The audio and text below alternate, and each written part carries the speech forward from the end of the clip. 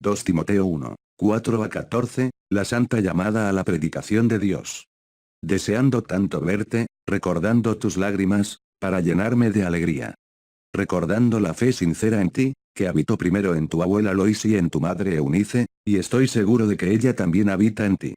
Por lo tanto, les recuerdo que despiertan el don de Dios que está en ustedes a través de la imposición de mis manos. Porque Dios no nos ha dado el espíritu de miedo, sino de fortaleza, y de amor y de moderación. Por lo tanto, no te avergüences del testimonio de nuestro Señor, ni de mí, de que soy su prisionero, pero participa de las aflicciones del Evangelio según el poder de Dios. Quien nos salvó y llamó con una santa vocación, no de acuerdo con nuestras obras, sino de acuerdo con su propio propósito y gracia que nos fue dada en Cristo Jesús antes de los siglos.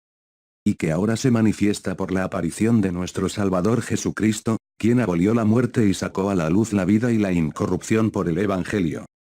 Por lo cual fui hecho predicador, apóstol y doctor de los gentiles.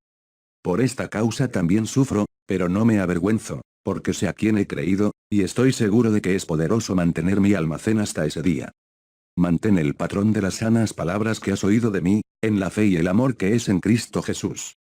Guarde el buen depósito del Espíritu Santo que habita en nosotros. 2 Timoteo 1, 4 a 14.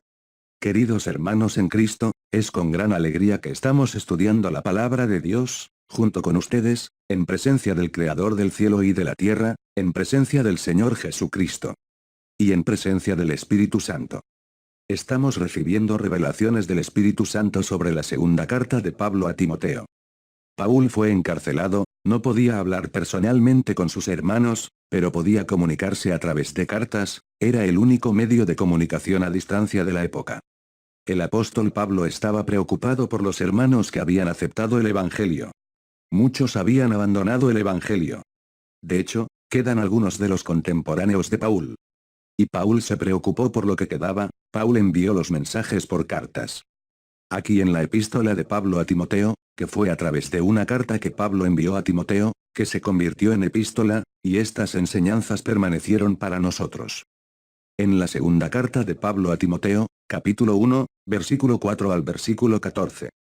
Pablo le habla a Timoteo muy de cerca, y notamos el amor de Pablo por Timoteo. Él comienza aquí en el versículo 4 y le dice a Timoteo, tengo muchas ganas de verte.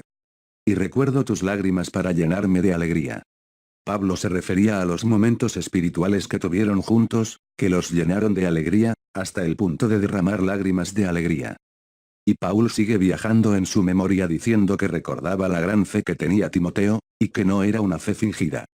Paul conocía el origen de la fe de Timothy, en esta carta Paul recordaba a Timothy que la fe de Timothy fue construida por primera vez por su abuela Loide. Y también la fe de Timothy fue estructurada por su madre, Eunice. En el versículo 6, Pablo le recordaba a Timoteo que debía despertar el regalo que Pablo le impartió, que el regalo de Dios, que se le pasó a Timoteo mediante la imposición de las manos de Pablo. Entonces, Timoteo debía desarrollar ese don. Era necesario que Timoteo no olvidara la responsabilidad que había recibido de continuar la predicación del Evangelio, porque Pablo ya no podía hacerlo debido a su encarcelamiento. Entonces Timoteo era una de las únicas opciones que Pablo tenía para continuar predicando el Evangelio. Por recibir dones espirituales mediante la imposición de las manos de Pablo sobre él. Él debería continuar, y en el versículo 8, Pablo le pide a Timoteo que no se avergüence de testificar al Señor Jesucristo. Y también que no debería avergonzarse de testificar sobre el apóstol Pablo, porque Pablo estaba preso. Aún en el versículo 8, Pablo dice que primero debes participar en las aflicciones del Evangelio, que es el poder de Dios. El Dios que nos salvó y nos llamó con una santa convocación. Miren, queridos hermanos, cómo Pablo trajo a la mente de Timoteo estas revelaciones que fueron necesarias para que Timoteo continuara predicando el Evangelio. Mire la frase que Pablo usó en el versículo 9, donde dice, y Dios nos llamó a través de una santa convocación. Pablo le